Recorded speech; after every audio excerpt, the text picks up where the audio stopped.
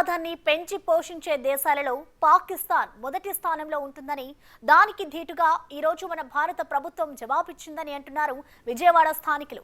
Pahalgam ఉగ్రదాడికి ప్రతీకారంగా operation Sindoor పేరుతో భారత్ వైమానిక దాడులు చేసింది. ఉగ్రవాద స్థావరాలే లక్ష్యంగా చేసుకుని 9 ఉగ్రవాద బేస్ క్యాంపులపై దాడికి దిగింది. దాదాపు 30 మంది ఉగ్రవాదులను మట్టుపెట్టింది. ఉగ్రవాదం ఎక్కడున్నా సరే దాన్ని తుది ముట్టించాల్సిందే అంటున్నారు బెజవాడ ప్రజలు. దీనికి సంబంధించిన మరిన్ని వివరాలు మా ప్రతినిధి శివ అందిస్తారు.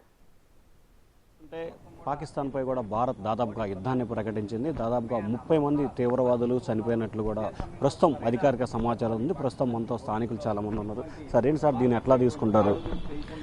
ఏదుండానండి, ఉగ్రవాదం అనేది ఎక్కడున్నా సరే దాన్ని తుదముట్టించాల్సిందే. ఉగ్రవాదం ఉన్నంతకాలం సామాన్య ప్రజానీకం సరిగా నిద్రపోలేరు. ఎప్పుడు ఏం జరుగుతుంది ఏంటనేది వాళ్ళకి భయంగానే ఉంటుంది. ఉగ్రవాదాన్ని వాళ్ళు పోషించే దేశాల్లో ప్రపంచంలోనే మొట్టమొదటి దేశం పాకిస్తాను. తర్వాత రెండోదే మిగిలిన దేశాలు 2, 3 ఇరాన్ కానీ ఇవన్నీ 2, 3 కేటగిరీలోకి వస్తాయి తప్పితే ప్రధానంగా వీళ్ళు. ఎందుకంటే వాళ్ళ యొక్క డిఫెన్స్ మినిస్టరే చెప్పాడు, మేము ఉగ్రవాదాన్ని పోషిస్తున్నామని చెప్పినప్పుడు ఖచ్చితంగా వాడిని కొట్టేయాల్సిందే. పాకిస్తాన్ అన్న దూరం నుంచి బాంబులు వేయాలంటే ఇవాళ మనకి షిప్పులు ఉన్నాయి. షిప్పుల్లో సముద్రంలో నుంచి పాకిస్తాన్ దగ్గర దాకా వెళ్ళి మనం వాడిని కొట్టేయచ్చు బాంబులతో. కానీ వాడు మన మీద వేయాలంటే అంత దూరం ప్రయాణించగల క్షిపణులు పాకిస్తాన్ దగ్గర లేవు. ఆడికి ఒక్క షిప్ కూడా లేదు ఇవాళ. కాబట్టి వాడు చేసింది తప్పు, వాడికి తెలిసిన సంగతి. మన వాళ్ళు వాడి మీద ప్రతీకారం తీసుకోవటం అనేది, ప్రతీకారం అనేదానికంటే ఉగ్రవాద శిబిరాలను మేము నాశనం చేస్తున్నాం. ప్రతీకారం తీర్చుకోవాలనుకుంటే ఉగ్రవాదుల శిబిరాల మీద వేయాల్సిన అవసరం లేదు, నీ దేశం మొత్తం మీద వేసేయగలరు.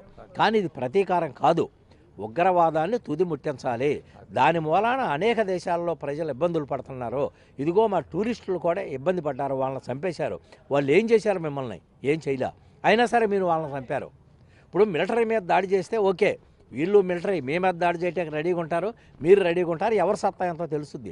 సామాన్య ప్రజానీకం మీద నీ ప్రతాపం ఏంటి? అది చాలా తప్పు.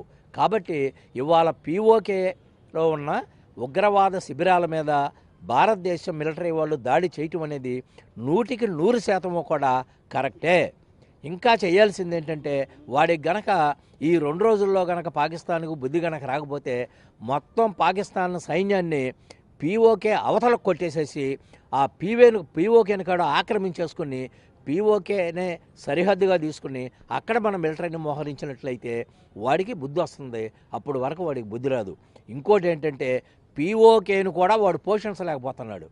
అందుకని POK ప్రజలు కూడా, బాబు నువ్వు మాకు కావాల్సినవి సప్లై చేయట్లా, మీరే నిలవబెట్టుకోండి, నెలకి 2 నెలలకు కావాల్సినవి అంటే ఎక్కడి నుంచి నిలవబెట్టుకోవాలి? ప్రజలకు ప్రభుత్వం సప్లై చేస్తేనే వాళ్ళు నిలవబెట్టుకోగలుగుతారు. వాడు ఏమీ సప్లై చేయకుండా నువ్వు నిలవబెట్టుకుంటే ఎక్కడి నుంచి నిలవబెట్టుకుంటారు? కాబట్టి ప్రజలు కూడా ఇవాళ మేము భారతదేశంలోనే కలిసిపోతామని POK ప్రజలు చెప్పే పరిస్థితి ఇవాళ వచ్చింది. అక్కడ స్లోగా కొన్ని చోట్ల వచ్చిందట, మేము భారతదేశంలో కలిసిపోతామని. ఇంకా మొత్తం మీద రాలా. ఈ ఇన్సిడెంట్తో నాకు తెలిసి మొత్తం మీద వస్తుంది అని మేము అనుకుంటున్నాం. ఖచ్చితంగా ఆ స్లోగన్ అనేది అక్కడి నుంచి రావాలి. ఆ POKని మనం కలిపేసుకోవాలి. అప్పుడే పాకిస్తాన్కి బుద్ధి వస్తుంది. రష్యా అయితే మనకి ఫుల్ సపోర్ట్ ప్రకటించింది. అందరికంటే మొట్టమొదటి ప్రకటించింది మనకి ఇజ్రాయిల్. తీవ్రవాదాన్ని నిర్మూలించడంలో మేము మీకు ఫుల్ సపోర్ట్ ఇస్తామని.